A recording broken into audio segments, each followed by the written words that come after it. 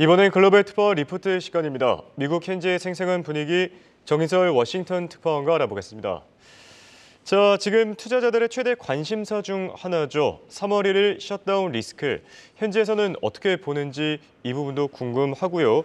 그리고 3월 5일 슈퍼 화요일이 다가왔는데 지금 현지에서 어떤 내용들 나오고 있는지 분위기는 어떤지 종합적으로 전해주시죠.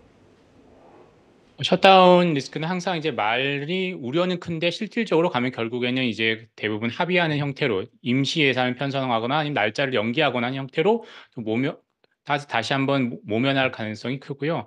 이제 가장 3월 5일 슈퍼 화요일이 다가오고 있는데 가장 중요한 거는 돈이 될 것 같습니다. 미국 선거는 정치 자금과 후원금으로 치르게 되는데요. 후원금이나 이 자금이 떨어지면 중도 하차할 수밖에 없습니다. 니키 헤일리 전 유엔 대사가 지금 딱 그런 상황인데요. 헨리 전 대사를 후원해왔던 가장 큰 손이 후원자가 코크 네트워크라는 곳입니다. 2004년에 억만장자인 찰스 및 데이비드 코크 형제가 세운 보수적인 정치단체입니다. 2020년 대선 과정에서 공화당 후보들을 지원하는데 5억 달러, 우리 돈으로 6,500억 원을 사용을 했습니다. 그런데 이 코크 네트워크는 반 트럼프 노선을 분명히 하고 있습니다. 그래서 헨리 전 대사를 계속 지원을 해왔었는데요.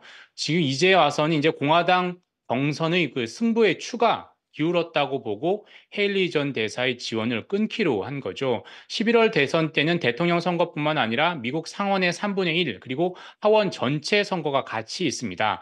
그래서 경쟁이 치열한 지역의 상하원 선거에 후원을 집중하겠다라는 방침을 분명히 했습니다. 헤일리 캠프는 비상에 걸린 거죠. 일단 헤일리 전 대사는 17개 지역의 동시 경선이 열리는 3월 5일 슈퍼 화요일까지는 반드시 뛰겠다라고 공언을 하고 있고요. 그 이후에는 솔직히 얘기해서 잘 모르겠다입니다. 슈퍼 화요일에 그 선거 결과가 예상보다 좋으면 후원금이 계속 들어오고 당연히 헤일리 전 대사도 계속 뛰겠지만 그렇지 않다면 결단을 할 수도 있다 이런 관측이 나오고 있습니다. 그렇다고 트럼프 전 대통령도 완전히 그 자금적 측면에서 안전한 건 아닙니다. 트럼프 전 대통령이야 후원금은 많이 들어오고 있지만 천문학적 수준의 법률 비용이 문제입니다. 이미 사기 대출 혐의로 뉴욕 법원에서 4억 5,400만 달러의 벌금을 부과받았죠. 이자까지 합한 금액인데요. 우리 돈으로 6천억 원 정도입니다. 여기에 칼럼니스트 진 캐럴에 대한 명예훼손 위자료 1천억 원 이상을 또 줘야 하고요. 트럼프 전 대통령은 당연히 부호이죠. 수조 원대의 자산가입니다. 하지만 대부분의 자산이 부동산 형태로 있다는 게 문제입니다. 당장 벌금을 낼 현금이 부족하다라는 분석이 많습니다. 그래서 본인 스스로 황금색 스니커즈 이런 것도 팔고 있는데요. 벌금을 납부하거나 아니면 항소하려면 공탁을 해야 하는데 이 벌금 내진 공탁금을 내려면 부동산을 매각하거나 아니면 부동산을 담보로 대출을 받아야 될 가능성이 큽니다. 그래서 당분간 공화당 경선은 경제적인 서바이벌, 생존 게임이 될 가능성이 크다라는 전망이 나오고 있습니다. 네, 그리고 최근 월가에서는 미국 증시 그리고 경제에 대한 치열한 논쟁이 이어지고 있는데요.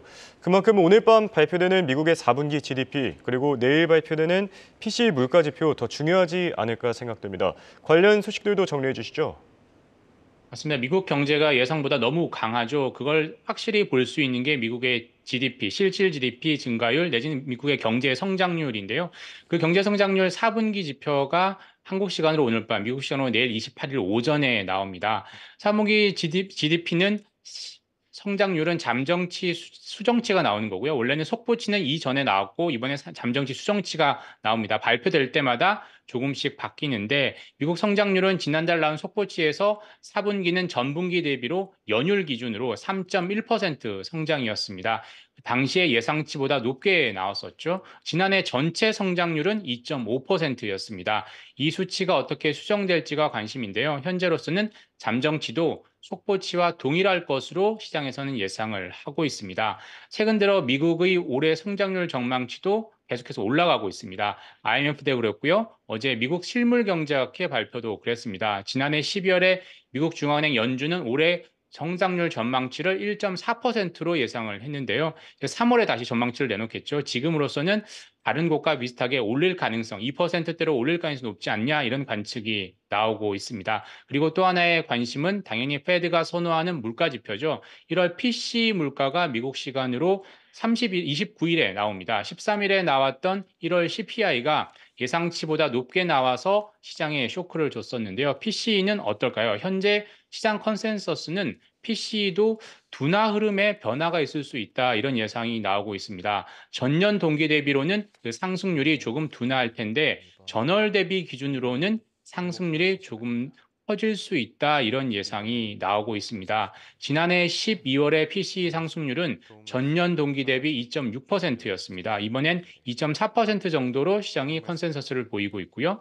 전년 동기 대비 근원 PCE 상승률은 지난해 12월에 2.9%에서 올 1월에는 2.8%로 소폭 둔화할 것이라는 게 시장의 컨센서스입니다. 전월 대비 상승률은 0.2%에서 0.3에서 0.4%로 커질 것으로 지금 전망이 되고 있는데요. CPI보다 PC가 인플레 둔화 속도가 좀 더 시장의 기대에 지금 부합하고 있는데요.